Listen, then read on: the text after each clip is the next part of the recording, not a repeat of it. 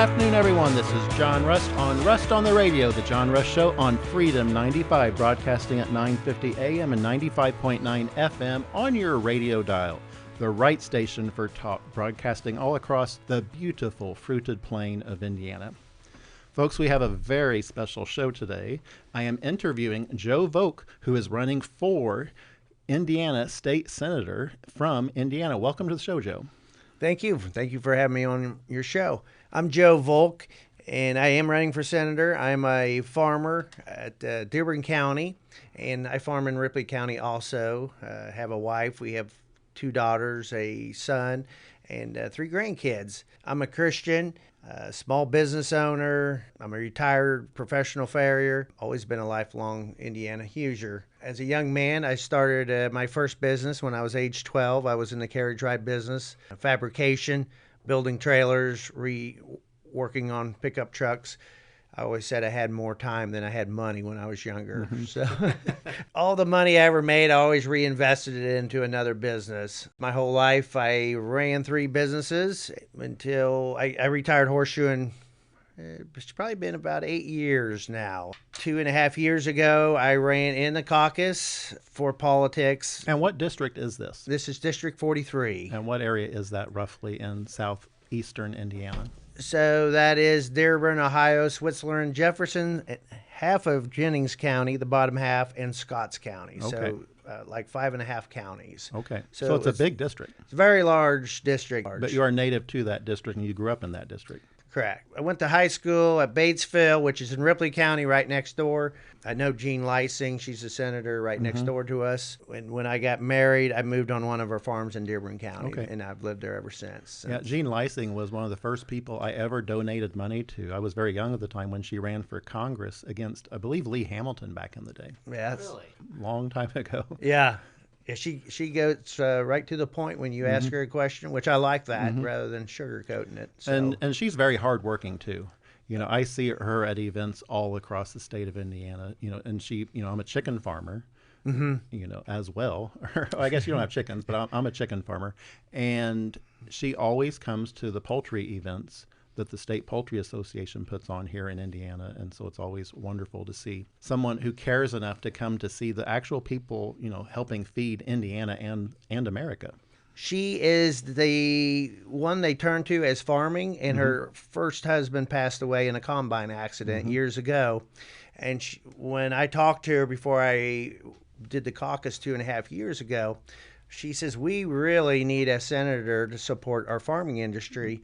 It's I think a $53 billion industry in Indiana. And she says, I'm the closest thing there is to support farmers in Indiana. And she says, that's a big sum of money. So, and she says, I've been out of farming for 30 years approximately. Her son-in-law farms, but as far as the actual day-to-day and the new technologies and... Well, she's one of the few people in the State House that actually understands farming. You know, the nuts and bolts of it. Unfortunately, today we have a lot of lawyers in there, and, you know, then we get stuff with a lawyer perspective rather than a farmer perspective or a Hoosier perspective. And I think that's probably, I'm guessing, why you decided to run for the Indiana State Senate, is because you saw what's happening and you thought, well, wait a second. I've spent my whole life working as a farmer. I know what it's like. I think that's a perspective that's sorely needed in our state house. Correct. So there's a lot of things that have been happening with, we own farms next to the Interstate 74 and 46.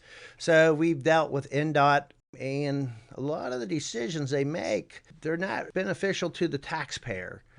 And you can tell those people, they don't know how to maintain long term. They don't understand when culverts need to be replaced. Right. And if you replace a road, why don't you replace some of the other infrastructure when the road's shut down? Because that's a big portion of the cost to try to gather these things all at one time.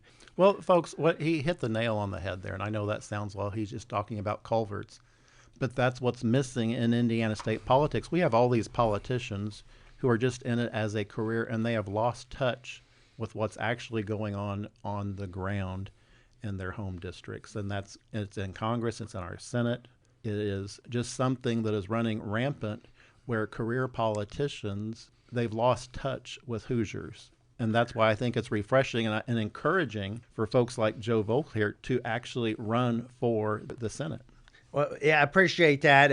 I see a lot of your developers, so they make decisions to benefit themselves in the political world, Well, it's all about, right, unfortunately, right now, and this is one of the reasons I ran, I don't like government picking winners and losers in the economy. I think it should right. be up to Hoosiers. It needs to be up to the people, or the deal should be fair. If we turn the tables, if you're on the other end of the table, is the deal still fair? That's how I grew up. That it's Right. not all about me. It's not all about my gain. Is the gain going to be fair for everyone? And unfortunately, folks, what's happening right now is we have this organization, a lot of people don't even know about it. It's called the Indiana Economic Development Corporation, where a lot of taxpayer money is being taken and used for out of state and now even out of country businesses. Yes. So the economic development, they kind of keep that a little bit hush hush until they have their plans in place. And if there's 10 steps to a process, normally the public does not know about it until they're on about step 6. And they say, well, there's no point of return now. Well, unfortunately, It's a done deal. It's really a done deal, and people get very upset because they're not truthful. They don't like to tell everyone what's going on, which is one of the main reasons I'm running, to give the voice back to the people. We need to let them know what's going on so they know on step 1 if they don't like it. Let's just shut her down at step 1. So, folks, on the nuts and bolts of the process for running for Indiana State Senate, what happens, unfortunately, most of the time is politicians are just caucused into the seat. And so, folks, here in the studio today as well is Uncle Sam Mortensen, who is a political powerhouse for southeastern Indiana. Welcome to the studio. Never really had a title. So, welcome, Sam. Thanks, John. Appreciate you having me on. Appreciate you having Joe on. So, my background: my dad is from a small town in Minnesota, and he grew up with a small business owner family. His dad owned a drugstore. My mom grew up on a dairy farm in Illinois. They met in college. They ended up working internationally for over 25 years in international missions. So I was actually born in England. My dad and mom worked behind the Iron Curtain during Reagan's presidency. And then from age 3 to 8, I lived in just outside of Budapest, Hungary. And after 25 years with an international mission group, my parents moved to the tri-state of Cincinnati, and they bought a house in southeast Indiana. And they switched ministries that they were working with. So I'm not Hoosier bred, but I've been Hoosier fed and finished for sure. And so I grew up with, I kind of had the advantage that I'm a U.S. citizen by birth, but I grew up with an immigrant mindset because I didn't think I'd ever get the chance to grow up in America. Well, and your parents got to experience firsthand the evils of communism. Oh, absolutely. The evils of living behind the Iron Curtain. Yeah. A lot of young people today don't even know how drab, how bleak life was for folks behind the Iron Curtain who lived in Eastern Europe, who were really under the thumb of the Soviet Union. Yeah. You know, one of Ronald Reagan's greatest accomplishments was winning the Cold War. When he stood on the Brandenburg gates and said, Premier Gorbachev, tear down this wall. And as a consequence, it was actually torn down. Reagan achieved that. Yeah. That was a massive win for freedom all over the world. It's interesting, my parents were actually living behind the Iron Curtain then, and they left Eastern Europe around the same time Reagan left office. And my dad went to go finish his PhD program in England, and 6 months later the wall came down. So even the people living, even U.S. citizens that were behind the Iron Curtain during that time, literally had no idea that their little grip of power over there was about to unfold. You look in hindsight and you see the great impact that Ronald Reagan left. And Yes. it's really extraordinary. One of the most wonderful presidents I think we have ever had. Yeah, agreed. Yep, I agree. Yeah, so you talk about a caucus, a special election. I grew up wanting to give back to my country because I had that deep appreciation. And I started a lawn care business when I was a young kid because I wasn't old enough to have a real job and I wanted to make money. And when your parents have 8 kids and your dad's on a nonprofit income, $4 allowance a month doesn't really get you very far. I got started going to college and started another business. I made some connections, probably like you've experienced in business. You make some connections with some other people who can kind of coach you. And one of my business coaches told me, Sam, a rabid dog that chases 2 rabbits all day winds up tired and hungry at the end of the day. The most important thing you can do as an 18-year-old young man is focus. It's the most powerful asset you have. Focus your time and energy. So I cared about America, and I'd pay attention to what was going on at a federal level, but I focused on just growing me, growing my businesses, investing in myself. So I kind of unplugged from the political scene. 2020 happens, COVID happens, and you live in what you think is a safe Republican, all-Republican state, and then we have a lot of policies that don't really reflect Republican values. And that's what got me into politics too, as well, folks. Remember, during COVID, the state was shutting down churches. The state was shutting down schools. The state was shutting down restaurants. What did they leave open? Liquor stores. It was, again, government saying, well, that business is okay because we rely on that tax money. Or in the specific case of the liquor stores, they were owned by powerful people that were actually in the Indiana state legislature. What a scandal that was. It's been kind of brushed under the rug, unfortunately. That's what got my attention. And, I'm a farmer. I'm an egg farmer. And we lost so much business because they shut down the economy so unfairly and so ridiculously, and as it turns out, for no reason whatsoever. Unfortunately, that gave a taste to the mouth of the people in the government about what they could do to take over more and more control of the economy. And I think that's led, unfortunately, directly into how the IEDC has morphed from what used to be, what was set out to be, an organization meant to help businesses come to Indiana, which we absolutely want to do, to selecting businesses that come to Indiana and selecting who got funding. That's the ideological difference I see that I think has to be pounded in, that it should never be about selection. It should be about welcoming all businesses to our state, not just the ones that are politically connected through political donations. Correct. Should be everyone. It should be everyone. It should be you. It should be anyone listening on the radio. Free enterprise and competition. Free enterprise, but it's not anymore. They're trying to make it. You got to be politically correct, or they put so many pieces of red tape in the small laws that the small business owners can't succeed because they can't afford the secretary or someone to try to get them through all the red tape. So the big companies just take off. Because for them, it's just a small expense, but for a small person, it's huge. Yeah, absolutely. And you see that in politics, you see it in businesses, and then they become monopolies. The bigger company buys out the little person, and then we have no competition no more. So the price range. And it's okay with the politicians because they're getting their donations out of it for their political campaigns. Correct. So, folks, we are out of time for this segment, but when we come back, we're going to talk about a hot-button issue here in Indiana, and that's data centers. So stay tuned. This is John Rust on Rust on the Radio.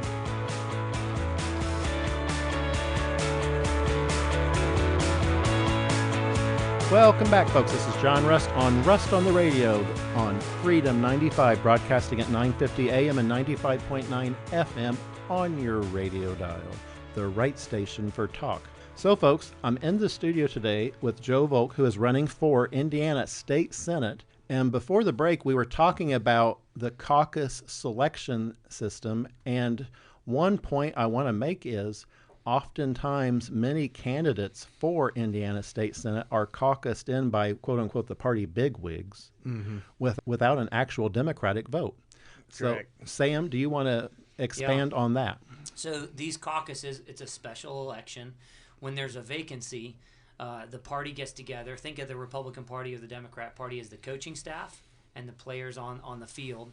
And so they get together and they have a special election. That's what this caucus is called. And so I actually ran, and that's how I met Joe. My phone rings. I'm running for Senate, and there's this guy. Hey, I'm JOE VOLK, and there was a project. We were talking about wasteful spending earlier. There was a project going through that was being pushed called Link 101. It was a $500 million infrastructure road project, and pushing a lot of overdevelopment. I think it was going to lead to. They were selling it as freight to be able to get trucks places. I think there was other agendas involved there. So he called me and asked me, wanted to know what I thought about it, and that he was thinking about running and brought up the issues of farmers. I said, you should run. And so we were both in it for the first time, not really knowing how this works. But I've since found out that over 40 to 50%, this was numbers from a few years ago, of the current Indiana state legislature got their first election or won their first election via caucus. And then once you're in, you have the party backing you as long as you're, And so, don't buck folks, the system too much. do you want to explain the physical caucus process? Right. So a caucus is set. If you're looking at a state legislature caucus, the GOP chair of the state sets the time and the date and location of the caucus. And the shortest amount of time they can do a caucus is 10 days. And that's what they did with this race that we were in. So you get, boom, 10-day notice. And how's that notice go out? There's a certified letter that goes out, and you can have the caucus 10 days after the certified letter was sent out. So they sent And out. who does that letter go to? That letter goes to what's called precinct committeemen. Every 4 years on a presidential primary in the Republican Party, you get a chance to sign up for and run to be a precinct committeeman. Just like you vote. Now we have voting zones, but in a county, everybody's got a precinct. So in our county, there's 45 precincts. There's 45 precinct, think of them as representatives. They're called precinct committeemen. And those are the people who get to vote in a special election when there's a vacancy. So if somebody retires early, instead of having to run in an open primary, they just run in a caucus. And the problem is most people don't know how the party works. And so most people, like in our county, out of the 45 precinct committeemen, only 11 people ran for those spots. And you have to live in that precinct. Now, if you don't live in that precinct, then the GOP chair, think of it as the coach of the county, can just appoint any Republican from anywhere in the county. And that's what happens most That's of what the time. happens, yes. So And those people, folks, under the thumb of your county chairman, are choosing the state senator. And you say Correct. under the thumb. When you read the that's not just speech there. When you read the GOP rules, it says if you're appointed, you, quote, serve at the pleasure of the chair, unquote. Right. They can remove you whenever they want for whatever reason. When I ran, there was a gentleman that he wasn't a precinct committeeman, but knew some of the precinct committeemen. And I had said, hey, do you know any of these people that are precinct committeemen? He knew a couple of them. He called one of them and said, hey, will you take this guy Sam's phone call? He's running for Senate. He's like, no. He's like, look, just take 5 minutes. Just talk to him on the phone for 5 minutes. Why don't you at least talk to the guy? He goes, no. He said, I've already been told who to vote for. Words out of his mouth. And now he's running for District 4 council seat. He's been promised a spot. So they use this system to get everybody in. And if you vote for the people we want you to vote for, then we'll give them a spot. And that's how people get their spot in county government. And then they work their way up. It's just a food chain. And unfortunately, folks, that's one of the reasons Indiana is nearly dead last in primary vote participation rates in the United States, because we have no choice oftentimes on who the candidate will be, or it will only be between candidates that are approved by the county chairman. Right. Because right now, unfortunately, presently, 81% of Hoosiers are even banned from running for political office if you had not met the 2 primary rule, which means that you have to vote in your party's primary election in the last 2 times.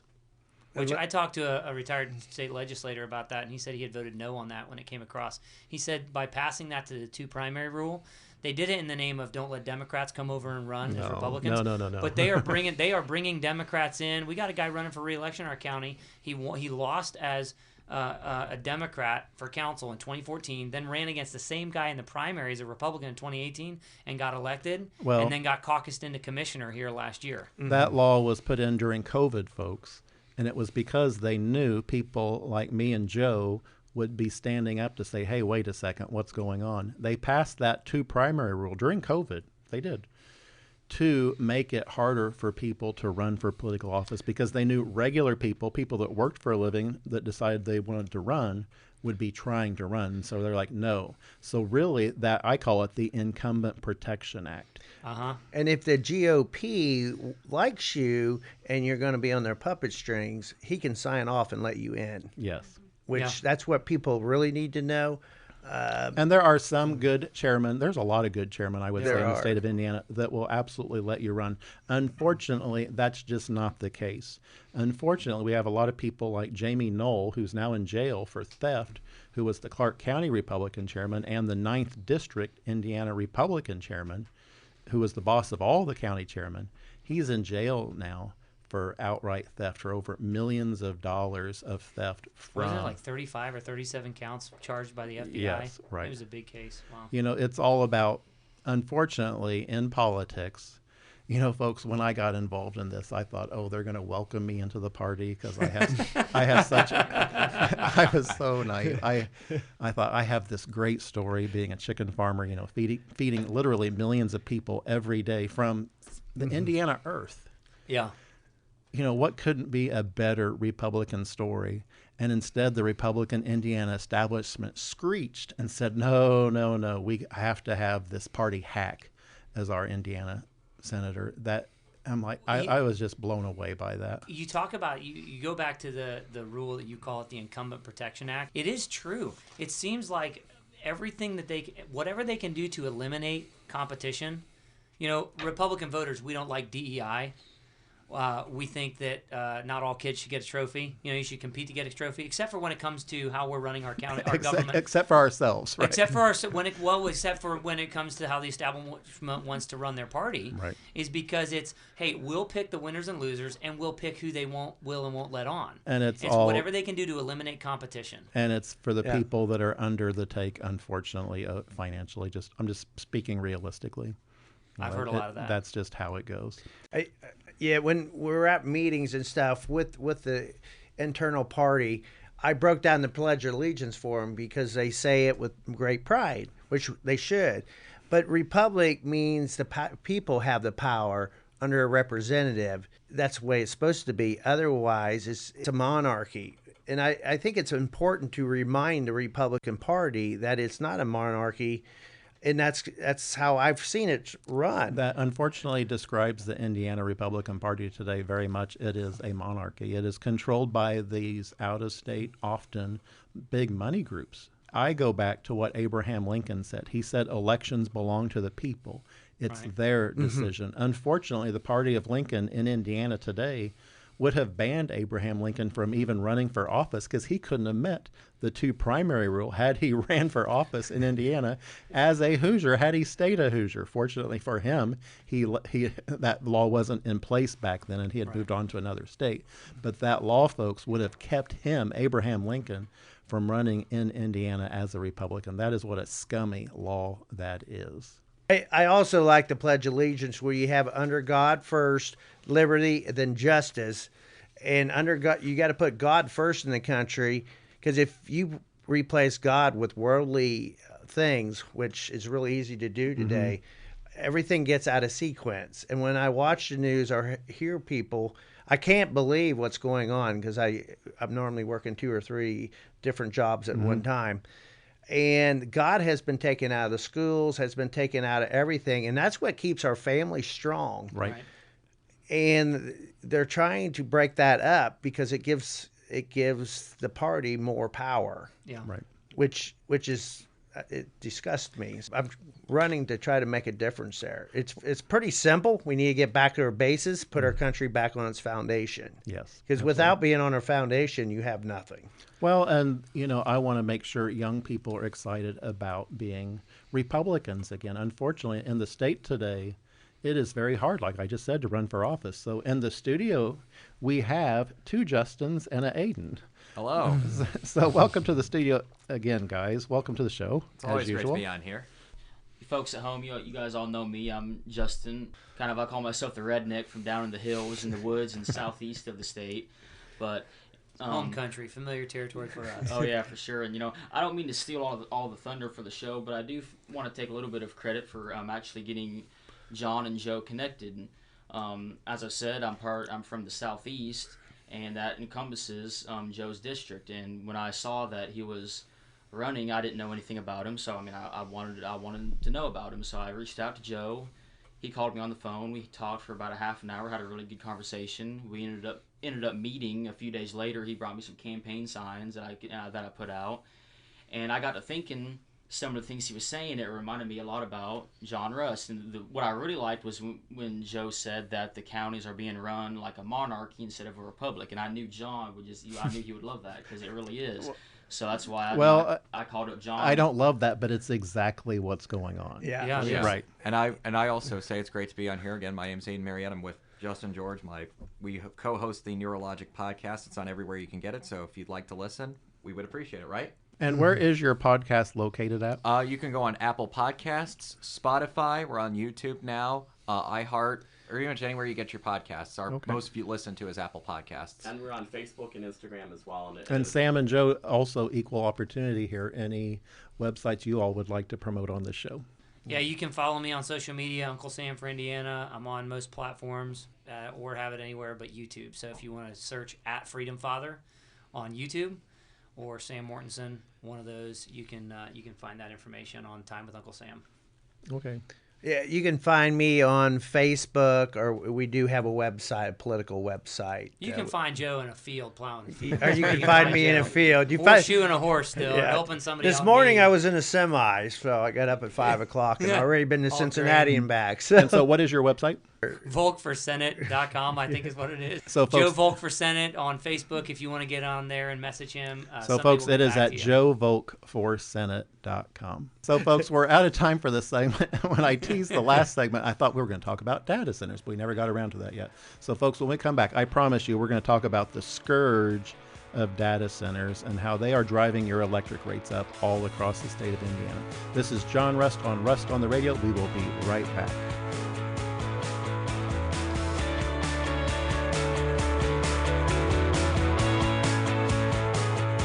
Welcome back, folks. This is John Rust on the Radio, the John Rust Show, broadcasting on Freedom 95, 950 AM and 95.9 FM on your radio dial, broadcasting all across the beautiful fruited plain of Indiana, which unfortunately, folks, today is being scabbed up with data centers being blotted all across our beautiful landscape, sucking up our groundwater and our electricity, causing our electricity rates to skyrocket. Folks, in the studio today with me is Joe Volk, and before the show I was talking to him about electric rates, and I pointed out Indiana has a 17 cent per kilowatt electricity rate right here in the Indiana. Folks, guess what? Ohio is only 10 cents. Kentucky is 11 cents. Why are Hoosiers having to pay so much more for electricity than our neighbors? Why?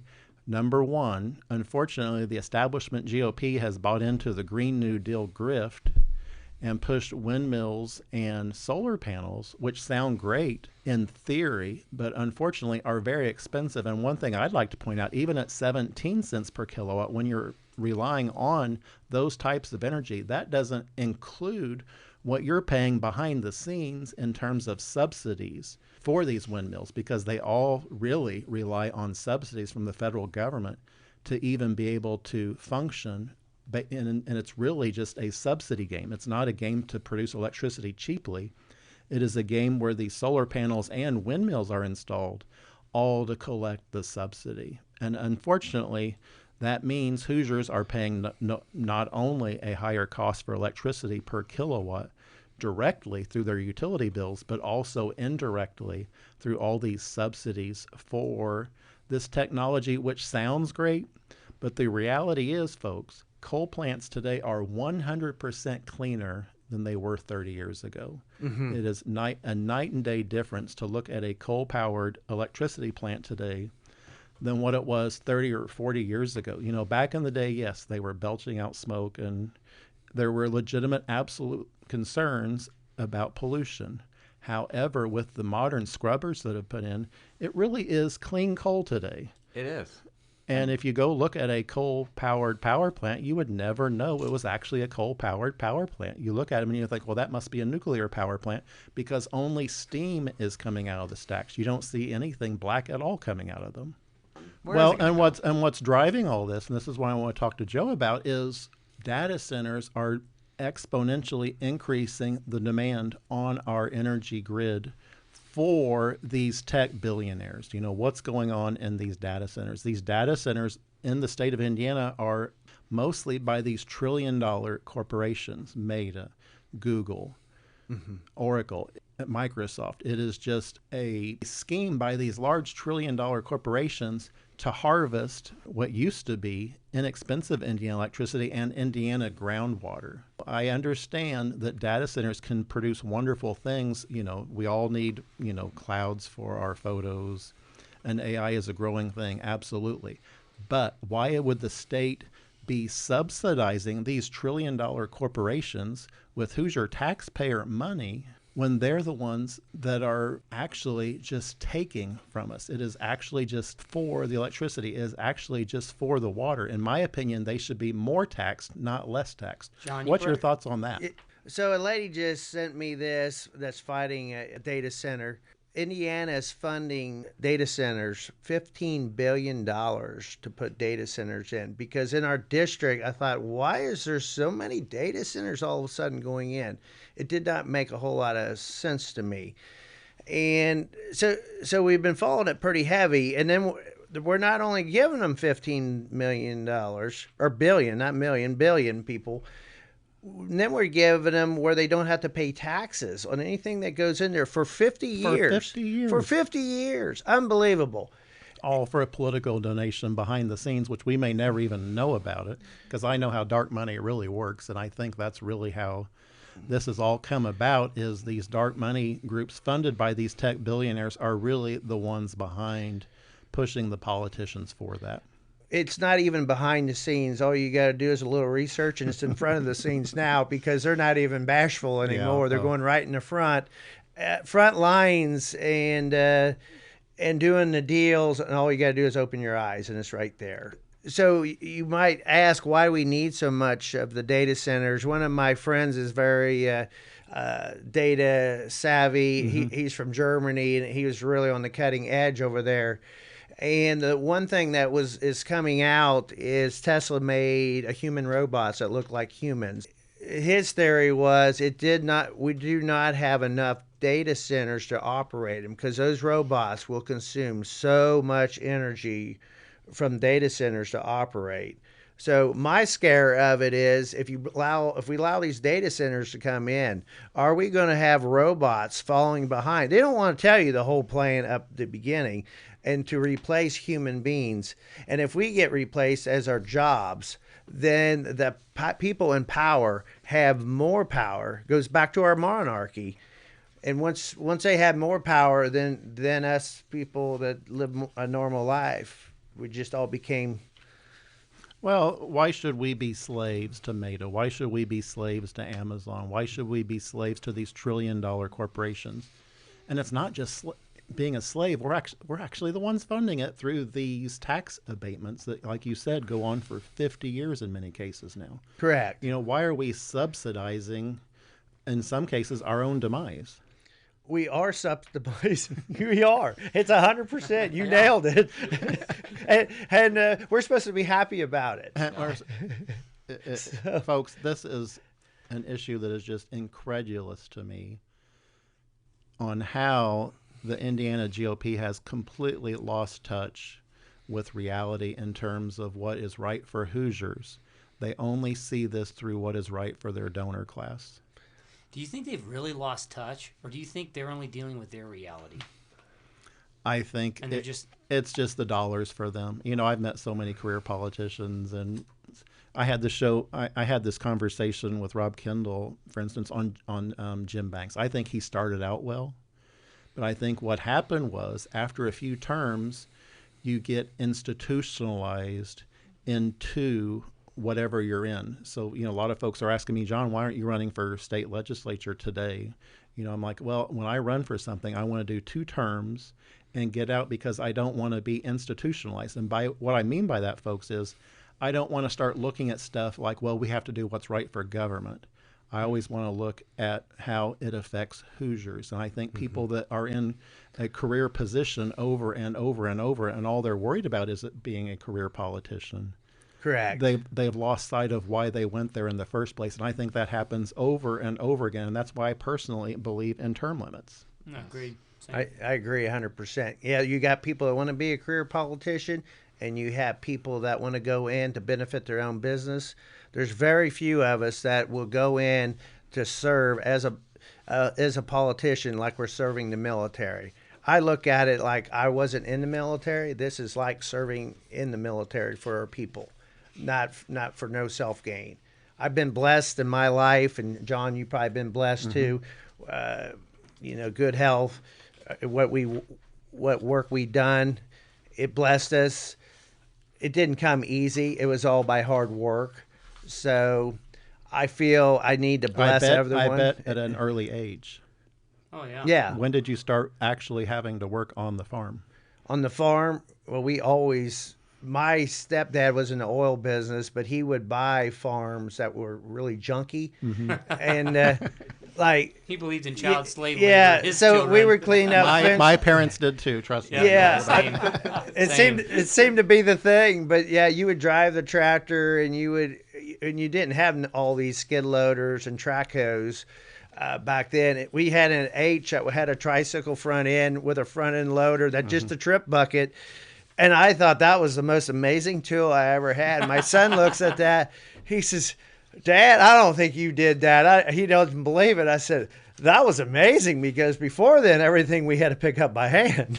We started probably at age 6. I was 6 when my dad passed away at age 38 and my mom remarried. And my first farm my stepdad bought is where I live, and it was a mess. So every weekend we'd be down there cleaning out fence rows or working on barns or painting roofs. Well, growing up, anytime it snowed and school got canceled, that wasn't a good thing for me because we got put to work. We were put in the chicken houses gathering eggs. So from age 10 on up, I was always out gathering eggs and, doing a full-time job basically. Right. Yeah. I think that really taught me a lot of lessons, how to really sharpen the pencil, because the margins were so small back then. Corn wasn't even $2 a bushel. It was like $1.80 a bushel back in the day. Wow. And we bought one farm. When he bought it, we bought all the old farm equipment, and I always seen it there. My dream was to always use it. So he let me start off on one farm, and he kind of hoped I would fail so he wouldn't have to do it no more. But I think I guess gives you drive to keep moving on. And and being local, you worked with your neighbors. I am positive of that. I Yes. worked with my neighbors. When the ox is in the well, everyone helped out. Correct. And that gave you a basic sense of decency because your neighbors would be there for you if you needed a hand. Yeah. And that gets lost in the larger corporate world today. I just saw this on Twitter yesterday, and this is unfortunately a worker died at a Amazon warehouse in Oregon last week. And this is from More Perfect Union, and the employees were told to keep working over an hour after the body remained on the floor. A manager told the workers, "Just churn and don't look. Let's get back to work." Just disgraceful. Wow. That's the people Indefensible. that our politicians are enticing to come to Indiana. That's not a Hoosier value. So the No, it's not. families I grew up, when my dad passed away, I was only 3.5 years old. So my biological dad farmed, and he had hogs and cattle.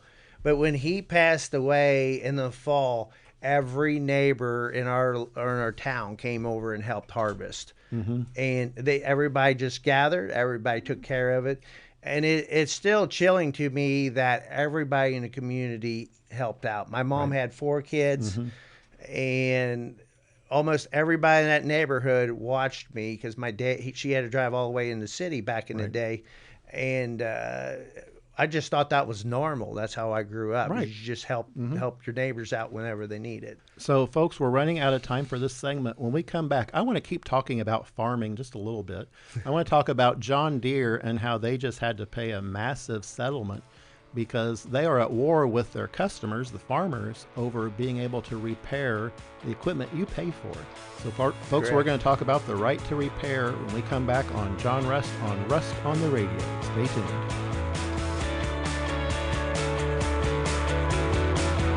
Welcome back, folks. This is John Rust on the Radio, the John Rust Show, broadcasting on Freedom 95, 950 AM and 95.9 FM on your radio dial, broadcasting across the beautiful fruited plain of Indiana. And folks, farmers are getting back out in the fields right now.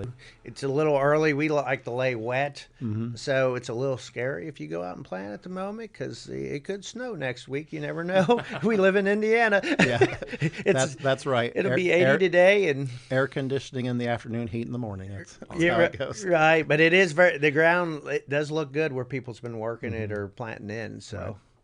So, folks, on that topic specifically, I wanted to touch on this. John Deere just had to pay $99 million to resolve a class action right to repair lawsuit.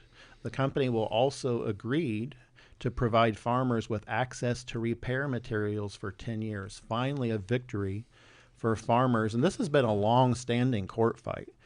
John Deere was using some, I believe, Technology patents, I believe, is Right. what they were hiding behind. But, folks, in my opinion, if you buy a tractor, if you buy a car, you're paying a lot of money for that. You should be able to work on it.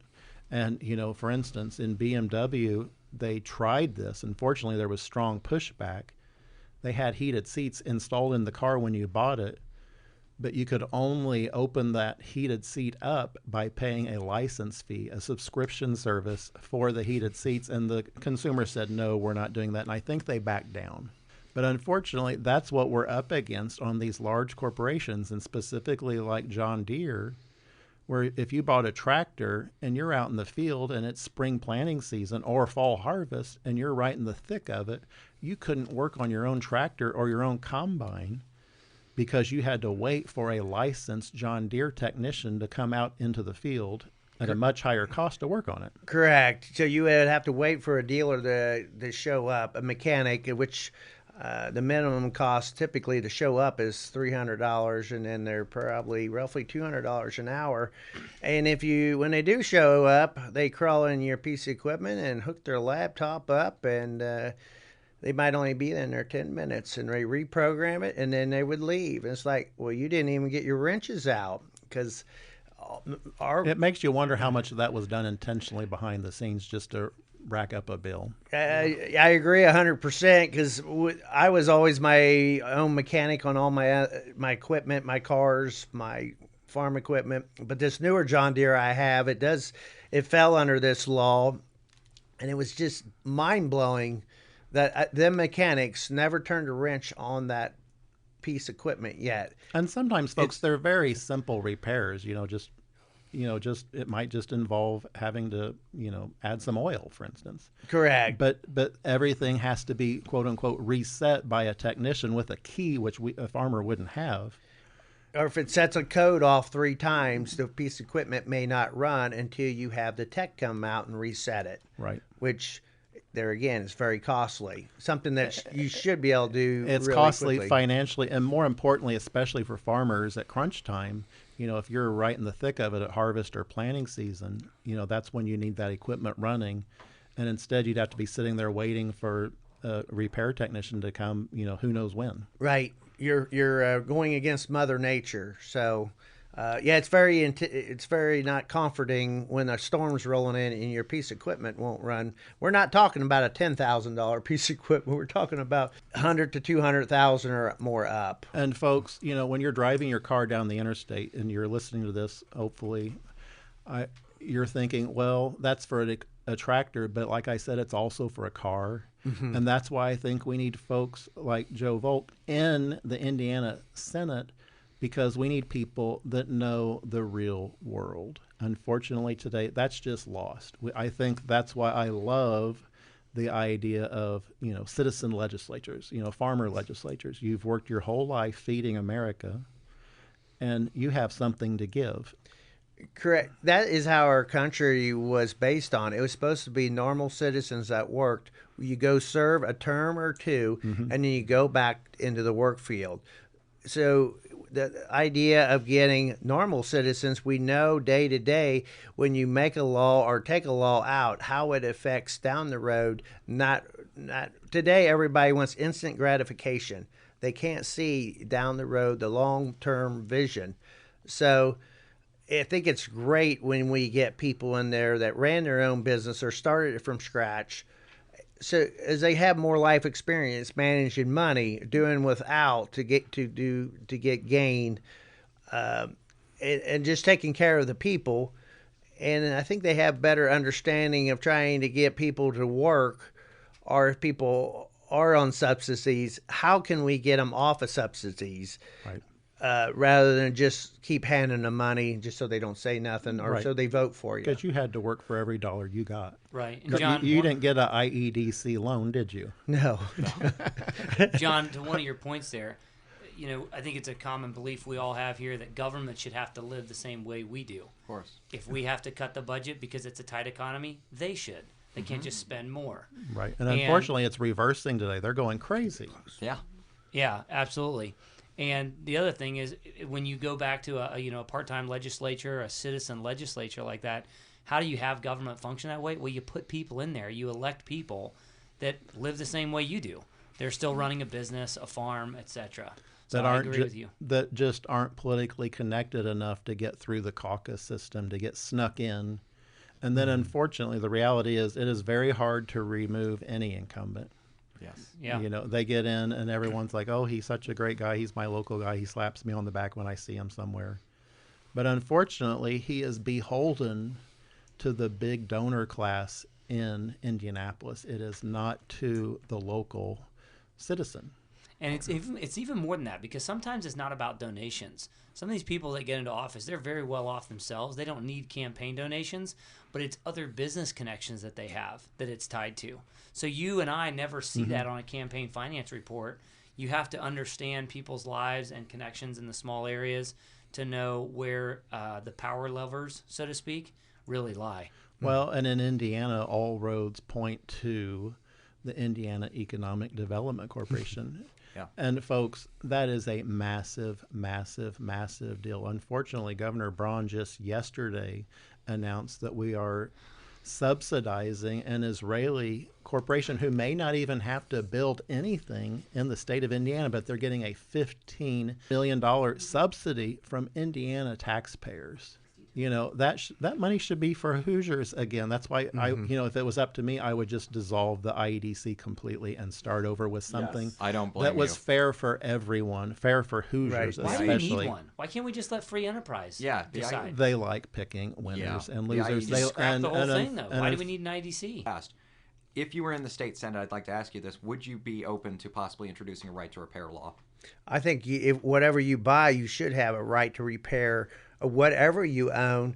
I mean, I grew up repairing everything. That's what makes us American, and that's what we're supposed to be, a free country. Yes. So why shouldn't you be able to repair something? You already purchased it, but they're taking the freedom away, and people need to wake up and realize it, because it's getting taken away every day.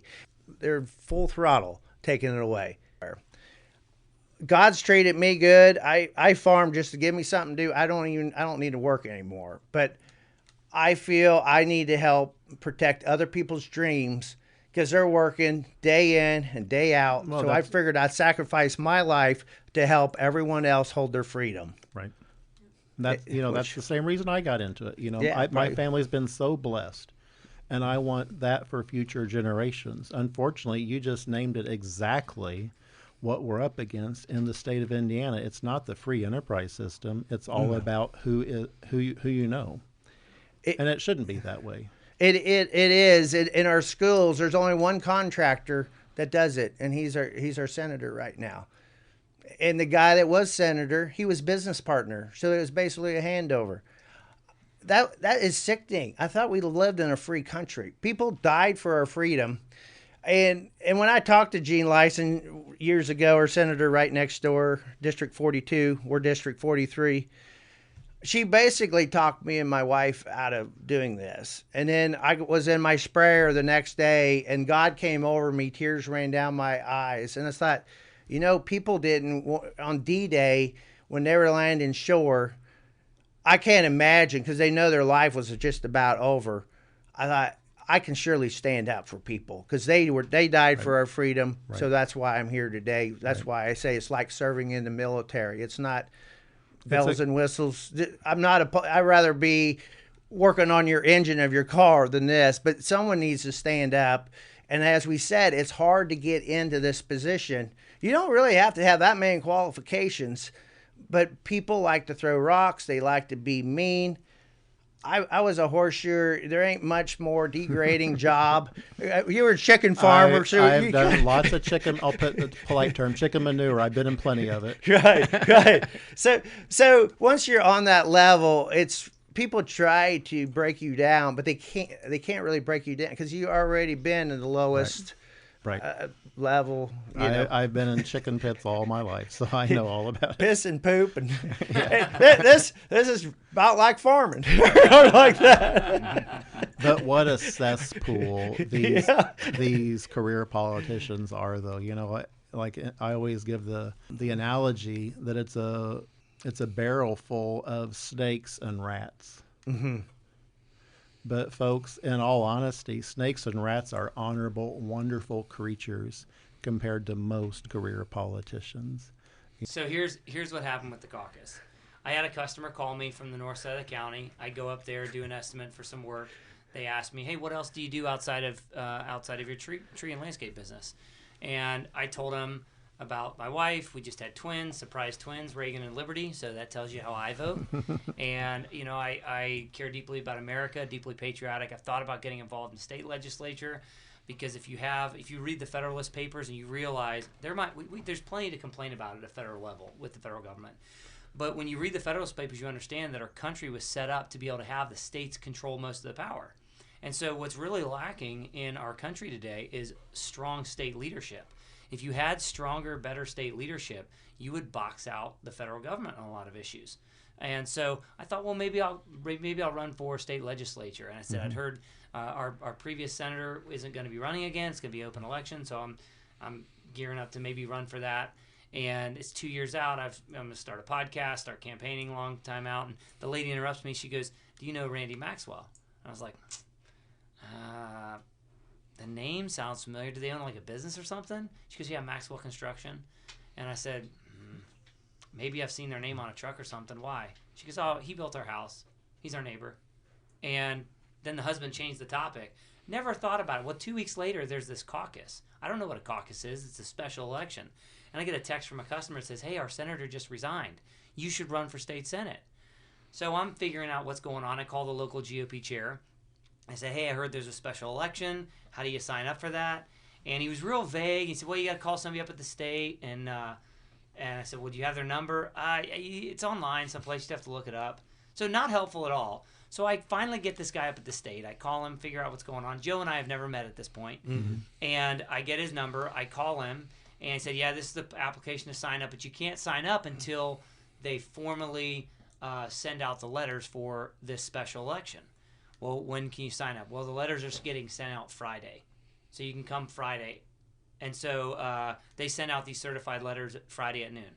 So I go up Friday. I work that morning. I'm sweaty. Jump in a truck, go up to Indianapolis, get there in time, sign up. I got to file financial disclosures, everything else, just to get on the ballot. Then I go over to the state GOP, and I get access to the special information is what this is, because they don't release this information to just anybody. They protect who's in that party and the information of who's in that party very, very closely. So I get the list of all the people that are voting. There's like 112 or 114 people, precinct committeemen, that are eligible to vote in this special election.